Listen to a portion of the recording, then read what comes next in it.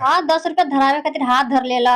अच्छा जहाँ तहाँ पैसा बोलेला वहाँ डालो जहाँ तहाँ लोग। हाँ अच्छा तो तारा विधायक हूँ विधायक हूँ जी हमारा निकल लगत विधायक हूँ विधायक हो। विधायक हूँ सच में। वाह तो विधायक हूँ तो तारा तो घर ही रह के राज करे के चाहिए डांस के लिए का जरूरत शौक बा बचपने से सपना देखले रहनी है कि डांस के शौक बा। हाँ ऐसे रील्स बनाओ तर हरकिस्टा में हरकिस्टा के मालिक तू ही हो सुनतनी के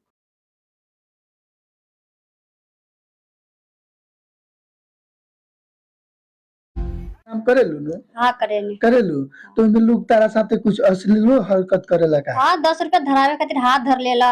अच्छा जहाँ तहाँ पैसा बोलेला वहाँ डालो जहाँ तहाँ लोग। हाँ अच्छा तो तारा वो बुरा ना लगेला। बुरा लगेला लेकिन का करे मजबूरी बा करेला। बुरा लगेला बताओ तू विधायक के लड़की न हो हाँ विधायक के लड़की हो के डांस करते रहो तारा अच्छा लगेला।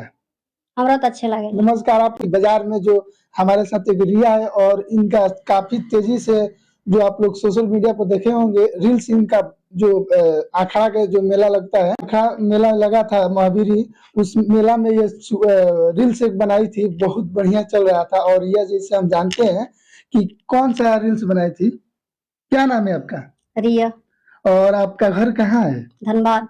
किस पिता क्या है विधायक है। विधायक विधायक की लड़की है जी मेरे पिताजी विधायक है। तो ये सब का को जरूरत रहला कोई जगह शौक बा हमारा का करे शौक रहला तारा डांस करी जी अब पापा ताना बोलेले बोले लेकिन हम ही करे नहीं सब बोलेले हाँ घरे ना जाने घरे ना बात ना करेला लो ना को साल से करेलू का 12 साल से करेले 12 साल से बहुत बढ़िया चलता का बहुत नामियर भाई से हमनी के तार वीडियो बनावे खातिर निया से देखनिया से कि बाप रे तो दम एक नंबर जाता रे सिवान में सही बात बा।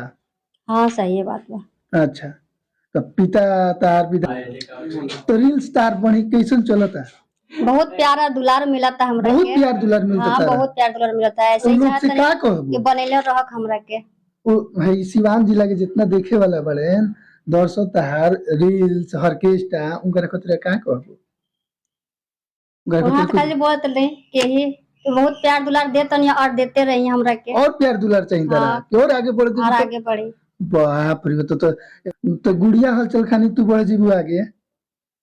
हाँ बढ़ावी बढ़ावे लो लोग। हाँ अच्छा तो जालू डांस कर स्टेट प्रोग्राम अच्छा लगेला लोग पैसो लोग देला तो तारा अच्छा लगेला। अब लेवे के पड़े ना ले हम तो बोले कि घमंडी बा अच्छा ना ले ली ना ले ली। चलिए देखिए हमारे साथ जो पचरुखी में एक ऑर्केस्ट्रा है उसी रिया है उस ऑर्केस्ट्रा के मालिक रिया के नाम से ही चलाती है और इनका रील्स काफी तेजी से वायरल हो रहा था फेसबुक पर रील्स मतलब इनका और ये मौनिया बाबा के मेला में गई थी डांस करने के लिए और उसी में इनका काफी तेजी से आप लोग भी देखिएगा कितना इनका रील्स कितना अच्छा बना है और इनको प्यार दुलार दीजिएगा तब तक के लिए बने रहिए नमस्कार।